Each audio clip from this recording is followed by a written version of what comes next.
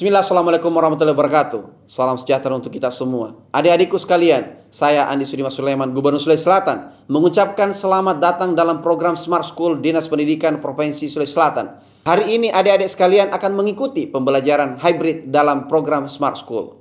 Aplikasi Smart School adalah sebuah pendekatan dengan tetap mengedepankan sebuah pendidikan dengan digital approaching, untuk kemudian mengedepankan kualitas dan mutu pendidikan yang diterima siswa secara seragam di seluruh wilayah Sulawesi Selatan, termasuk di pelosok-pelosok. Program ini bukan hanya memberikan kepada adik-adik sekalian pengalaman belajar yang baru, namun juga memberikan fasilitas kebutuhan dengan fitur bermanfaat seperti rekaman video pembelajaran yang dapat diulang, trik-trik penyelesaian soal, ujian-ujian, serta sarana konsultasi pembelajaran dari guru-guru terbaik di Sulawesi Selatan. Sering-sering mengakses aplikasi Smart School melalui gawai yang adik-adik sekalian miliki di setiap kesempatan yang dimiliki. Untuk seluruh adik-adikku sekalian yang saya cintai, saya banggakan, selamat belajar dan semoga ilmu yang didapatkan bermanfaat untuk menambah pengetahuan pendidikan adik-adik sekalian. Salam kita pada salam. Assalamualaikum warahmatullahi wabarakatuh. Salam sejahtera untuk kita semua.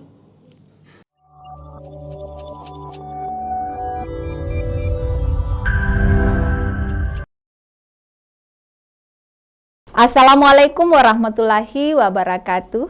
Selamat siang. Apa kabar Ananda sekalian? Hari ini kita akan mengikuti pembelajaran kimia dengan materi penurunan titik beku dan kenaikan titik didih. Sebelum kita masuk ke materi, alangkah baiknya kita berdoa terlebih dahulu untuk memulai pembelajaran kita hari ini. Silahkan berdoa berdasarkan agama dan keyakinan masing-masing. Berdoa dipersilahkan. Berdoa selesai. Kali ini kita akan melanjutkan materi yang sebelumnya, masih tentang bagian atau sifat-sifat koligatif larutan. Hari ini kita akan membahas materi tentang penurunan titik beku dan kenaikan titik didih. Adapun tujuan pembelajaran kita pada hari ini adalah peserta didik dapat menganalisis fenomena sifat koligatif larutan, yaitu tentang penurunan titik beku dan kenaikan titik didih. Yang pertama yang akan kita bahas yaitu tentang penurunan titik beku. Sebelumnya, silahkan perhatikan gambar berikut. Nah, di sini Ibu tampilkan dua musim yang ada di negara yang terdapat di daerah Khatulistiwa. Salah satunya adalah negara kita, Indonesia tercinta. Di Indonesia dikenal dengan dua musim, yaitu musim hujan dan musim kemarau. Musim hujan dan musim kemarau ini tentunya memiliki dampak, bukan hanya dampak tapi juga ada manfaat untuk kita. Salah satu mungkin dampaknya apabila di musim penghujan itu bisa saja terjadi banjir. Berbeda dengan negara di luar negeri yang memiliki 4 musim. Ada musim semi, musim salju, musim gugur. Nah, dampaknya apa? Salah satu dampaknya, apabila terjadi musim salju, maka perumahan ataupun jalanan itu dipenuhi dengan salju, ditutupi dengan salju, yang mengakibatkan kendaraan tidak bisa digunakan atau tidak bisa dikendarai. Kaitannya dengan yang kita pelajari pada hari ini, kita mulai dulu dari titik beku. Kapan terjadi atau kapan titik beku terjadi? Kita lihat dulu definisi dari titik beku. Titik beku adalah suhu di mana pelarut cair dan pelarut padat berada pada kesetimbangan, sehingga tekanan uap keduanya sama. fenomena yang dapat kita lihat sehari-hari, misalnya pada proses pembuatan es batu. Apa yang terjadi di sini adalah reaksi kesetimbangan pada pembekuan air. Reaksinya adalah perubahan H2O dalam bentuk cair menjadi H2O dalam bentuk padatan. Sekali lagi, fenomena yang gampang atau mudah kita dapatkan adalah proses pembuatan es batu, di mana terjadi reaksi kesetimbangan pembentukan air dari H2O yang berwujud cair berubah menjadi H2O berwujud padat. Pada suhu berapa? Yaitu pada suhu 0 derajat Celcius. Dari sini kita bisa mengetahui bahwa ternyata air itu memiliki titik beku 0 derajat Celcius. Selanjutnya kita lihat lagi fenomena yang terjadi di luar negeri, yaitu ketika musim salju tiba. Bangunan ataupun jalan raya semua tertutupi oleh salju, yang pastinya hal ini akan menghambat aktivitas dari masyarakat yang hidup di 4 musim, yaitu di luar negeri. Pada suhu yang sangat ekstrim, salju bahkan bisa menutupi jalan raya sehingga tidak dapat menggunakan kendaraan di jalan raya tersebut. Kendaraan maupun jalan raya tertutupi oleh salju sehingga kendaraan tersebut tidak bisa kita gunakan. Langkah apa yang mereka lakukan untuk mengatasi masalah ini? Salah satunya adalah dengan menaburkan garam pada jalan raya. Garam apa yang bisa kita gunakan? Nah, mungkin Anda sekalian yang kita lazim kenal, yang lazim dikenal dalam kehidupan sehari-hari itu adalah garam yang kita gunakan di dapur sebagai bumbu masakan, sebagai penyedap masakan, yaitu rumus kimianya natrium klorida. Ternyata garam ini selain sebagai penyedap, bisa juga digunakan dalam proses untuk mencairkan salju. Nanti kita lihat lagi bagaimana sampai garam itu dikatakan bisa mencairkan salju. Nah, inilah yang terjadi ketika jalan raya tersebut sudah ditaburkan garam. Nah, di sini juga pelajaran ini, materi ini Anda sekalian juga bisa mengenal bahwa ternyata bukan hanya garam yang lazim yang kita gunakan yang ada, yang bisa juga bermanfaat untuk kehidupan kita.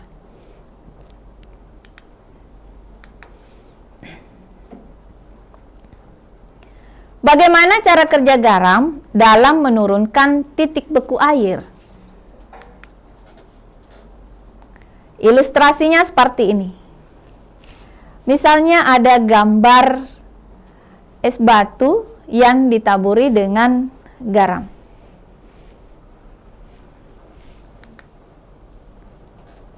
Selanjutnya apa yang terjadi ketika ditaburi dengan garam? Ternyata esnya itu melebur.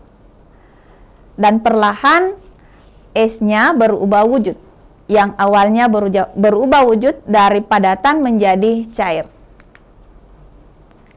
Ternyata yang terjadi ketika garam kita teteskan atau kita tambahkan di bongkahan es batu tersebut, garam menerobos ke sela-sela partikel es sehingga memutuskan ikatan partikel yang terdapat pada es. Akibatnya partikel es di permukaan dapat terlepas dari gaya tarik partikel yang ada di sekitarnya.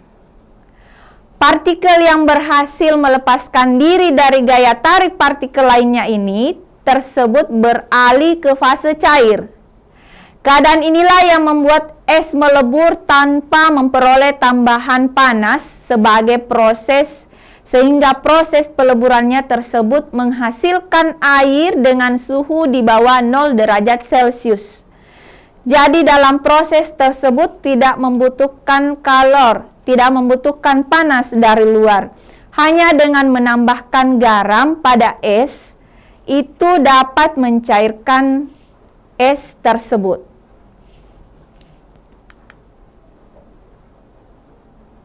Artinya, proses tersebut membutuhkan suhu yang lebih rendah untuk membeku. Sekarang kita lihat rumus-rumus yang akan kita terapkan dalam perhitungan untuk materi penurunan titik beku dan kenaikan titik didih pada hari ini. Besarnya penurunan titik beku pada larutan bergantung pada kemolalannya. Kemolalan atau molalitas ini sudah dipelajari di pertemuan sebelumnya. Semakin besar kemolalan larutan, titik beku juga semakin rendah. Penurunan titik beku larutan dirumuskan sebagai berikut. Dalam rumus penurunan titik beku larutan ini dibagi dua. Yang pertama adalah untuk larutan yang bersifat elektrolit. Rumusnya adalah delta TF sama dengan M dikali KF kali I. I di sini adalah faktor Van Hoff.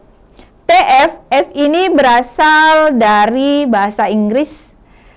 F itu berasal dari kata freeze. Freeze dalam bahasa Inggris adalah berarti dingin, membeku. Sedangkan untuk larutan non-elektrolit, rumusnya itu tidak menggunakan faktor Van Hoff atau tidak perlu dikalikan I. Jadi hanya delta TF sama dengan M dikali KF. Karena tidak terjadi proses ionisasi ketika garam atau senyawa garam itu terurai. Tidak ada proses ionisasi di dalamnya.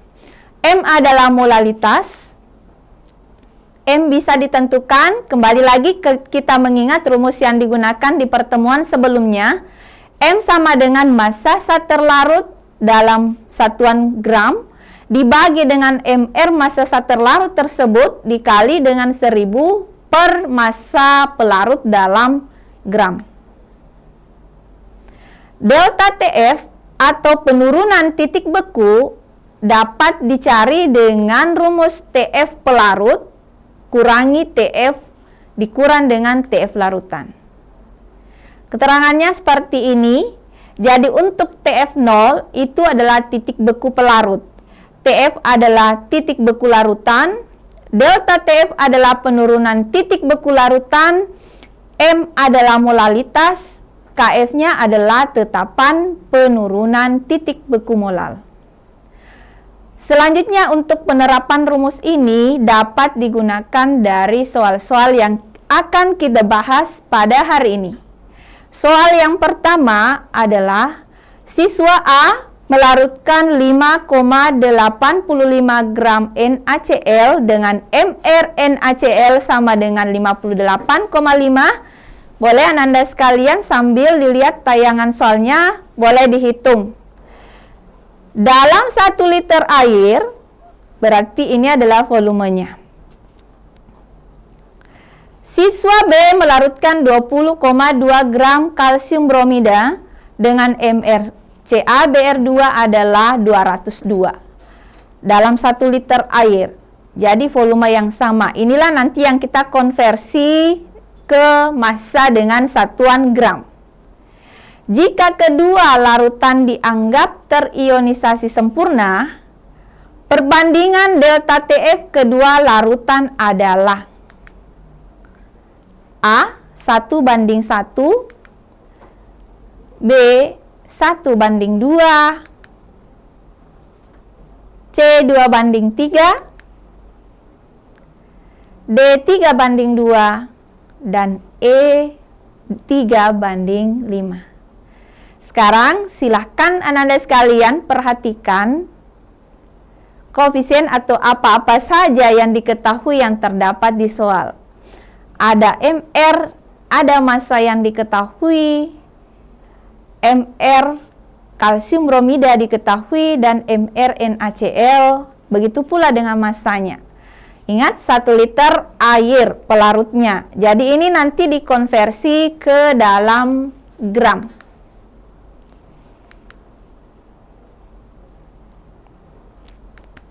Kita lihat pembahasannya, gunakan rumus molalitas. M sama dengan massa per mR dikali 1000 per gram pelarut.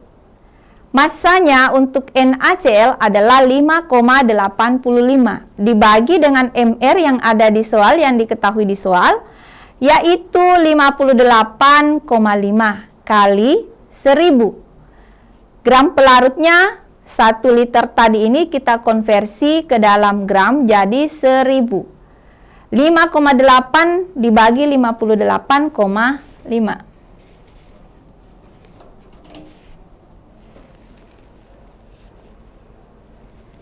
Jadi ini kita tinggal coret, karena 1000 per 1000 itu kan sama dengan 1. Jadi tinggal menghitung yang ini saja, 5,85 dibagi 58,5 berarti hasilnya sama dengan 0,1 molal.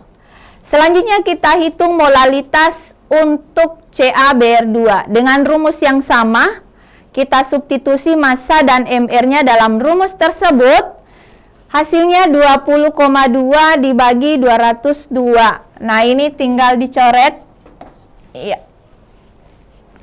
Hasilnya berapa? 0,1 molal juga. Langkah selanjutnya adalah membuat perbandingan penurunan titik beku antara NaCl dengan titik beku CaBr2. Karena kedua larutan ini adalah larutan elektrolit, maka kita di sini menggunakan I atau faktor Van Hoff. NaCl terdiri dari ion Na+ tambah Cl-, CaBr2, Ca2+ tambah 2Br-. Jumlah N dapat ditentukan dengan melihat ion-ion yang terkandung dalam larutan NaCl dan CaBr2. Sehingga diperoleh perbandingan seperti ini. Tadi M-nya masing-masing adalah 0,1.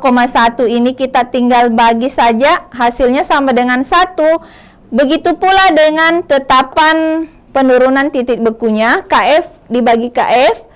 Nah, yang kita peroleh sebagai hasil akhirnya adalah 2:3. 2:3, hasilnya adalah 2:3.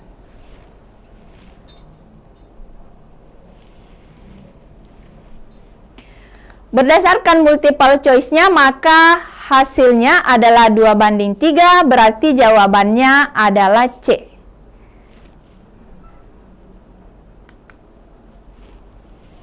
Sekarang kita lanjutkan di soal yang kedua. Di sini Ibu menyajikan sebuah wacana tentang Snow World terbesar di Indonesia Timur, yaitu yang ada di TSM Makassar yang baru-baru saja diresmikan pada tanggal 21 April 2023. Jadi artikel ini diambil dari detik.com. Berdasarkan wacana ini, ternyata di sini dapat kita peroleh informasi bahwa Snow World tersebut itu memiliki luas 2.700 meter persegi. Selanjutnya, informasi apa yang bisa kita peroleh dari sini? Apabila sepertiga bagian dari arena salju Trans Snow World Makassar tersebut yang memiliki lebar 10 meter ingin dibersihkan, di mana arena tersebut diselimuti salju yang bersuhu min 23 derajat Celcius dengan ketebalan salju setebal 5 cm.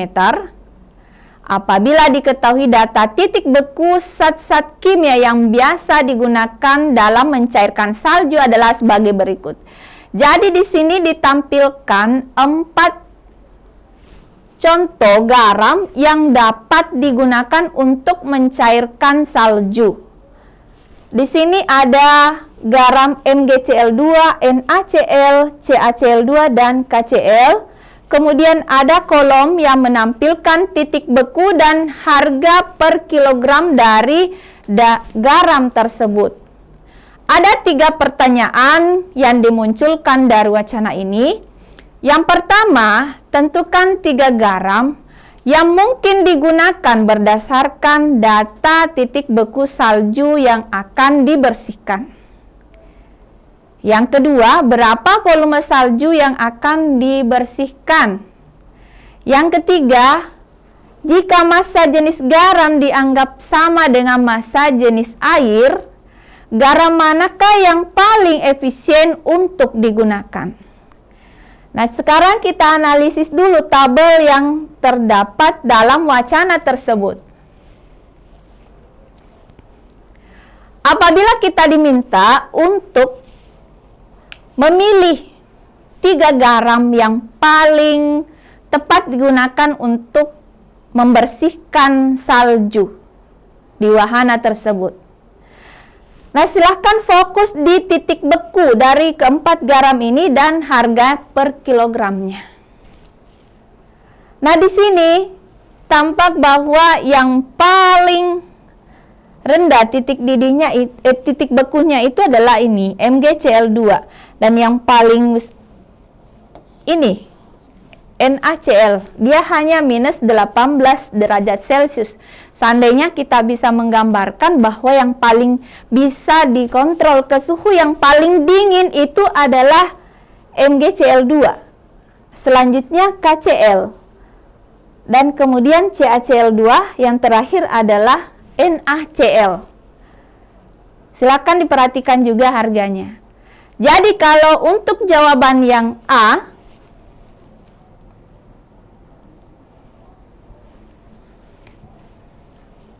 tiga garam yang paling tepat untuk digunakan itu adalah garam MgCl2, CaCl2, dan KCl. Ya. Kita pindah ke soal bagian B. Volume salju yang akan dibersihkan. Pada wacana tadi terdapat kalimat sepertiga bagian. Ini harus, kalau volume dalam matematika itu rumusnya adalah panjang kali lebar kali tinggi. Nah, di dalam soal tersebut yang diminta berapa volume salju yang akan dibersihkan. Ada luas area dari wahana tersebut adalah 2.700 meter. Kemudian dikali dengan 10 meter, karena kita yang akan dibersihkan adalah areanya itu adalah 10 meter. Ketebalan salju tersebut di wahana yang ada di Trans Studio tersebut, ini di situ dituliskan 5 cm. Ini kita konversi ke meter, jadinya 0,05 meter. Jadi volume salju yang akan dibersihkan adalah 1.350 meter kubik. Kita pindah ke pertanyaan C.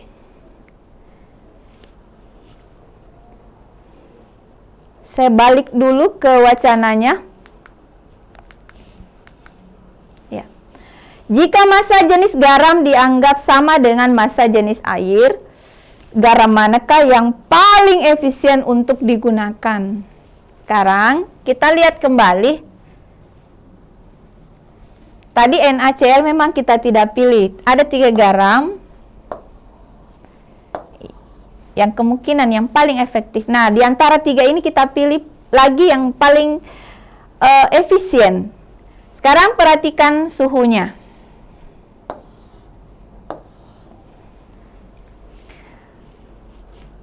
MgCl2 min 28 derajat Celcius, CaCl2 min 24, kemudian KCl min 25.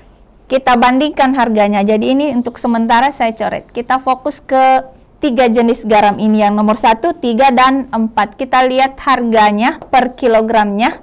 Nah, yang paling mahal itu adalah CaCl2. Ya. Dan apabila kita melihat suhunya, ini berada setelah dari NaCl.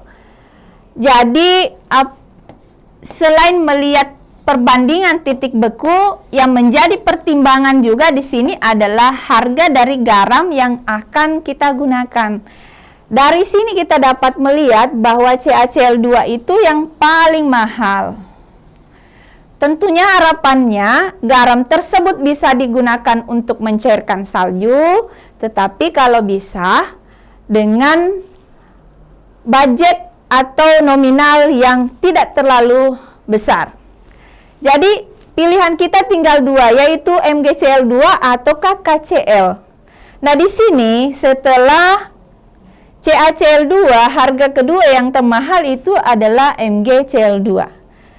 Nah, ini suhunya lumayan antara suhu CaCl2 dan MgCl2 minus 25 derajat Celcius. Jadi pilihan yang tepat, yang paling efisien itu adalah garam KCl dengan harga 55.000 per kilogramnya, dan titik bekunya adalah min 25 derajat Celcius.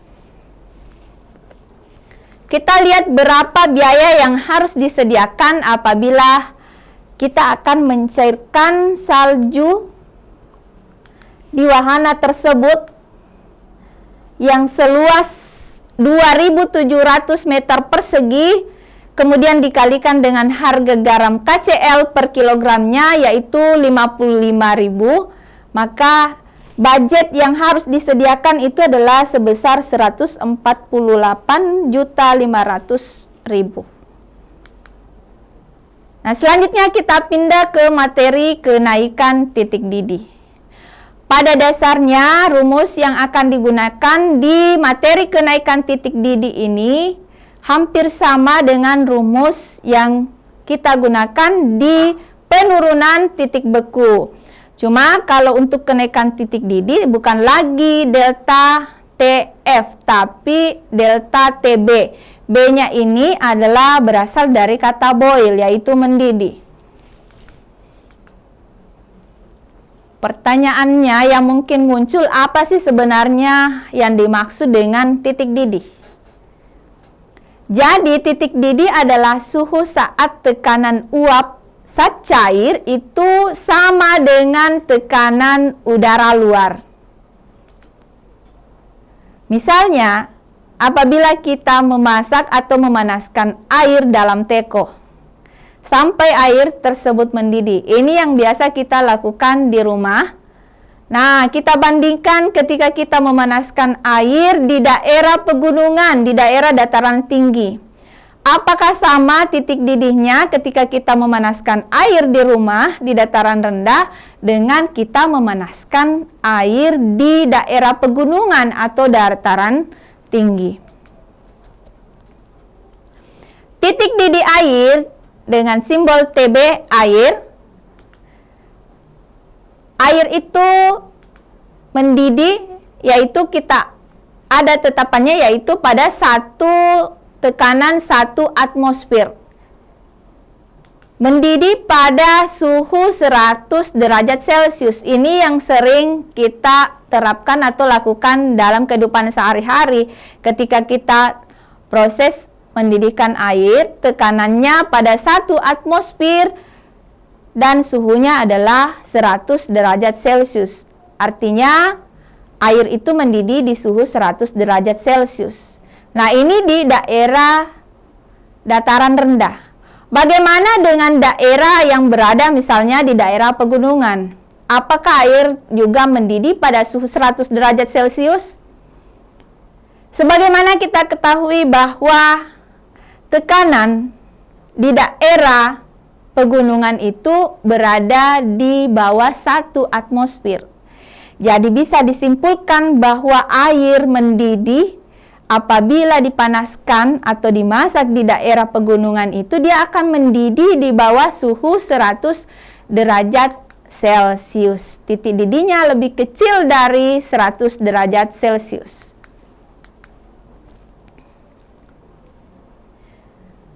Apabila kita memanaskan air kemudian kita tambahkan zat terlarut atau sesuatu di dalam air tersebut pada saat mendidih, apakah ada pengaruhnya? Bagaimana dengan titik didihnya? Nah, sekarang kita lihat mengapa penambahan zat terlarut ini bisa menaikkan titik didih. Fenomena ini jelas dan selalu kita lihat dalam kehidupan sehari-hari. Misalnya ketika kita membuat mie instan, airnya terlebih dahulu dididihkan. Pada saat airnya mendidih, mie instannya ditambahkan ke dalam. Biasanya air tersebut untuk sekian detik itu berhenti mendidih. Butuh sekian detik lagi ke depannya untuk mendidih kembali. Jadi di sini dapat disimpulkan bahwa penambahan zat terlarut ini mempengaruhi titik didih atau dapat menaikkan titik didih. Misalnya seperti ini. Air yang dididihkan mendidih pada suhu 100 derajat Celcius. Kemudian kita tambahkan salah satu zat terlarut di dalamnya. Misalnya kita tambahkan gula ke dalamnya. Ternyata air tersebut akan mendidih kembali pada suhu 110 derajat Celcius.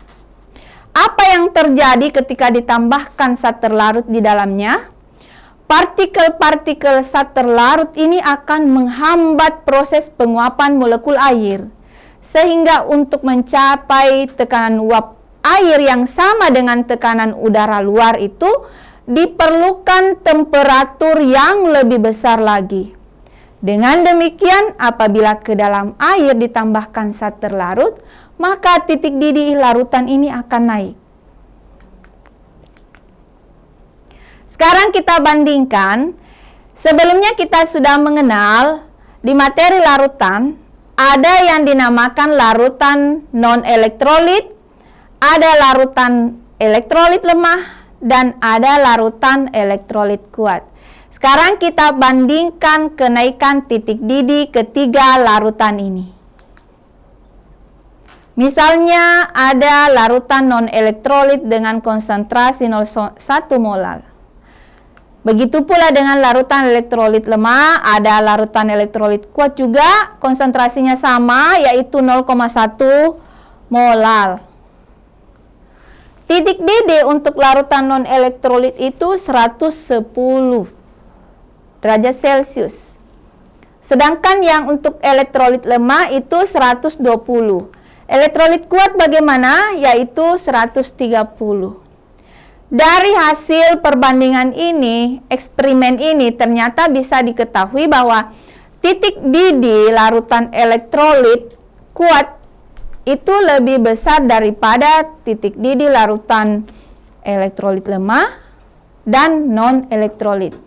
Dengan kata lain, yang paling tinggi titik didihnya adalah larutan elektrolit kuat. Sekarang kita lihat rumus yang digunakan dalam perhitungan untuk kenaikan titik didih. Hampir sama dengan rumus yang digunakan di penurunan titik beku. Yang membedakan hanyalah di simbolnya saja. Jadi dibagi dua juga, ada untuk larutan elektrolit, ada juga rumus untuk larutan non-elektrolit. Ingat, untuk larutan elektrolit kita menggunakan faktor Van Hoff, yaitu I. Non-elektrolitnya tidak kita gunakan. Simbolnya adalah delta TB. M sama halnya dengan rumus yang sebelumnya adalah molalitas. Rumusnya sama. Kemudian kita lihat ternyata delta TB itu bisa ditentukan dengan rumus TB larutan dikurang TB pelarut. Keterangannya untuk TB0 itu adalah titik didih pelarut, TB adalah titik didih larutan, delta TB adalah kenaikan titik didih larutan, M-nya adalah molalitas, K KB adalah tetapan kenaikan titik didih molal. Sekarang kita asah pemahaman dan penerapan rumus di soal berikut. Hana ingin menaikkan titik didih 250 ml air menjadi 100,26 derajat Celcius. Percobaan ini dilakukan pada tekanan 1 atmosfer. Gula yang harus Hana larutkan jika 1 mol sama dengan 342 gram, yaitu sebanyak berapa? Harga KB air adalah 0,52 derajat Celcius. Silahkan diperhatikan baik-baik yang diketahui dari soal ini. Jadi mulai ada 250 ml air. Ini kita konversi ke gram. 100,26 derajat Celcius. Titik didih air sebagaimana kita pahami sebelumnya adalah 100 derajat Celcius. Jadi dari 100 derajat Celcius ke 100,26, saya kira Anda sekalian sudah bisa menentukan berapa delta TB-nya. Sekarang kita lihat pilihan yang disediakan. Jadi A itu 10,25, B 21,35 gram, C 37,50, D 42,75, dan E 85,50. Sekarang perhatikan kembali poin-poin apa saja, koefisien apa saja yang sudah ada dan dapat ditentukan di soal. Selanjutnya tinggal penerapan rumusnya. Baik, kenapa kita menggunakan delta TB sama dengan M dikali KB? Karena kita lihat yang dilarutkan itu zat terlarutnya adalah non-elektrolit. Jadi tidak ada faktor Van Hoff yang kita gunakan dalam rumus ini. Delta TB sama dengan M dikali KB. Nah ini tadi, karena delta TB-nya itu bisa ditentukan dari 100 derajat Celcius akan dinaikkan menjadi 100,26. Jadi selisihnya itu adalah merupakan delta TB, yaitu 0,26. M-nya belum diketahui, KB ada dalam soal yaitu 0,52. Hasilnya ini M sama dengan 0,5 molal. M-nya sama dengan 0,5 molal. Ingat, dalam rumus M itu dijabarkan menjadi M sama dengan massa per mR dikali 1000 per gram pelarut. Yang ditanyakan di soal adalah massa gula yang akan dilarutkan oleh siswa yang bernama Hana. MR-nya ada. 0,5 sama dengan massa gula, karena ini yang akan kita cari, yang akan kita tentukan. 342 itu MR-nya dikali 1000 per 250. 250-nya dapat dari mana? Di situ ada volumenya 250 ml, kemudian dikonversi ke dalam gram. Ternyata dari hasil perkalian ini didapatkanlah massa gula yang akan dilarutkan itu adalah 42,75 gram. Jadi pilihan yang tepatnya adalah pilihan D, yaitu 42,75 gram. Kita beralih ke soal berikutnya, soal yang terakhir, soal nomor 4. Di laboratorium kimia terdapat beberapa larutan berikut. Yang pertama, barium nitrat, kalium klorida. Yang ketiga, besi 3 sulfat, 4 natrium oksalat. Yang kelima, aluminium klorida. jika garam-garam tersebut memiliki konsentrasi yang sama, larutan garam yang memiliki titik didih terendah adalah. Kalau untuk menentukan titik didih terendah berarti otomatis delta TB-nya juga harus kecil atau rendah. A. Garam yang pertama, B. Garam yang kedua, C. Garam yang ketiga, D. Garam yang keempat, dan E. Garam yang kelima. Jadi dari soal ini, anak-anakku sekalian harus mengetahui rumus kimia dari soal yang ada, karena di sini namanya yang ditampilkan, nama senyawanya yang ditampilkan. Jadi harus mengetahui dulu apa rumus kimia dari barium nitrat, kalium klorida, apa rumusnya. Begitu pula dengan besi 3 sulfat, natrium oksalat, aluminium klorida. Harus diketahui rumus kimianya supaya memudahkan dalam proses reaksi ionisasinya.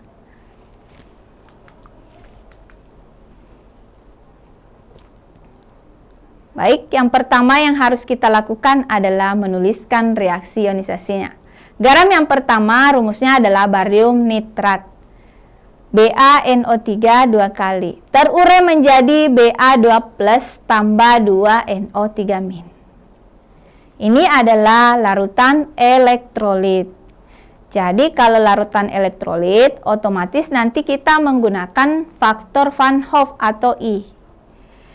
Kita pahami bersama bahwa larutan elektrolit itu terurai, terionisasi secara sempurna.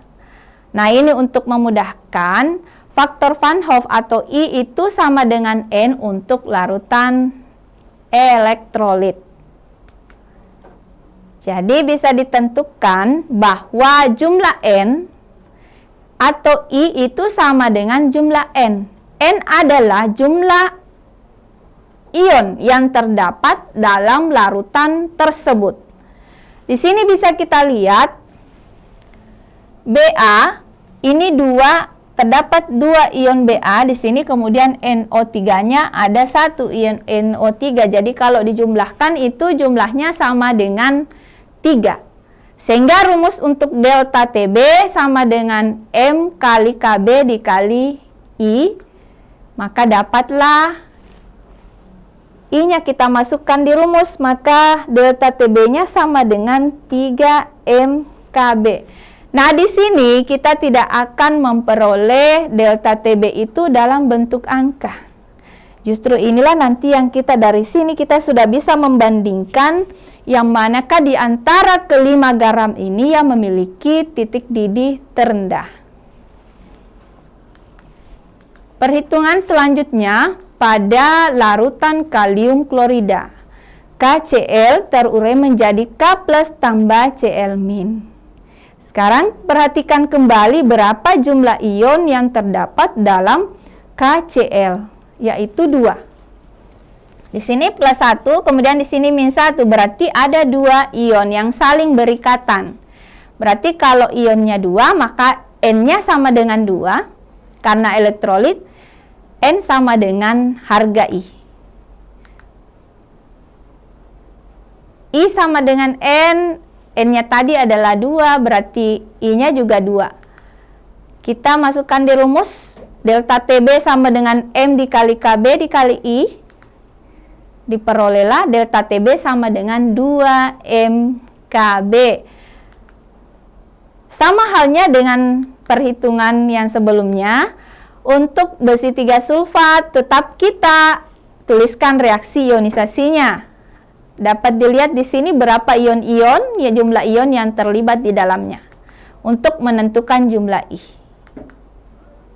I-nya sama dengan 5. Jadi delta TB sama dengan M dikali Kb dikali I, maka diperolehlah 5mKb.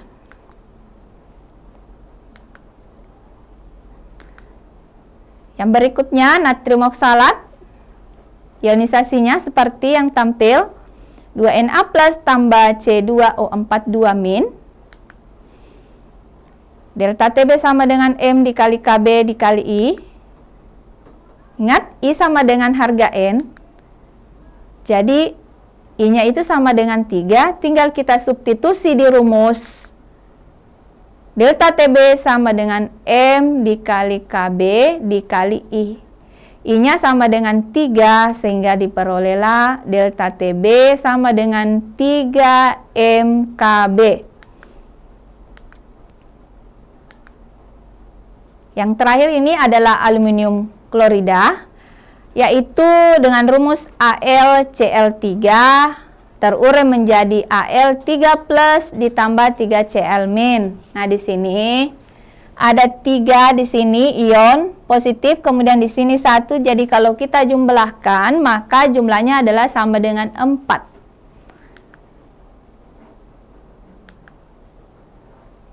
Sama dengan 4, tinggal disubstitusi di rumus. Delta TB sama dengan M dikali KB dikali I. Delta TB-nya itu adalah 4 MKB.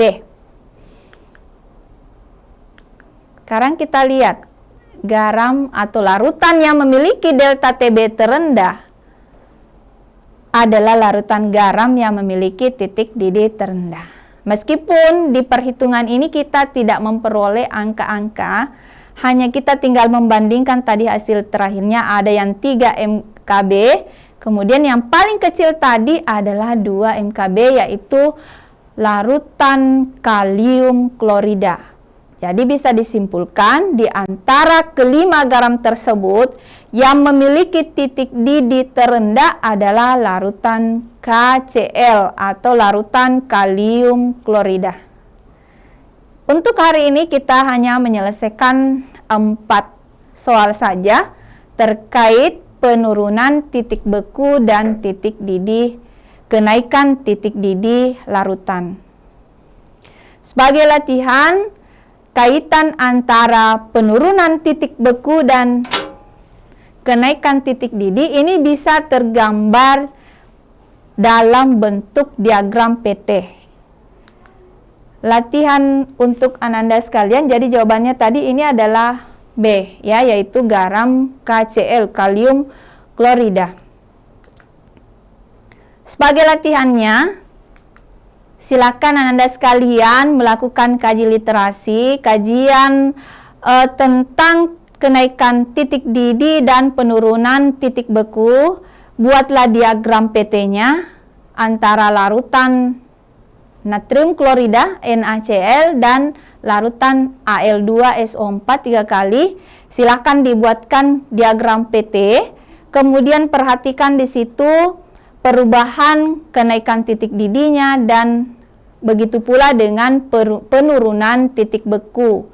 Mengenai data titik beku dan titik didih dari larutan ini, silakan kalian melakukan kajian literasi, boleh searching di Google untuk digunakan membuat diagram PT.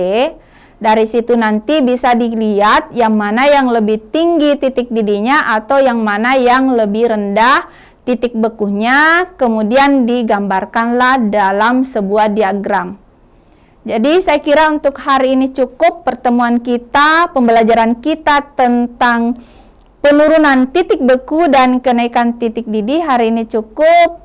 Tetap semangat untuk materi yang selanjutnya. Semoga apa yang kita pelajari hari ini mendapatkan manfaat. Ananda bisa mengerti, lebih mengerti lagi tentang materi penurunan titik beku dan kenaikan titik didih pada sub pokok bahasan sifat koligatif larutan. Saya Rida Sulfiani, mohon maaf apabila terdapat kesalahan selama proses interaksi ini. Assalamualaikum warahmatullahi wabarakatuh dan selamat siang.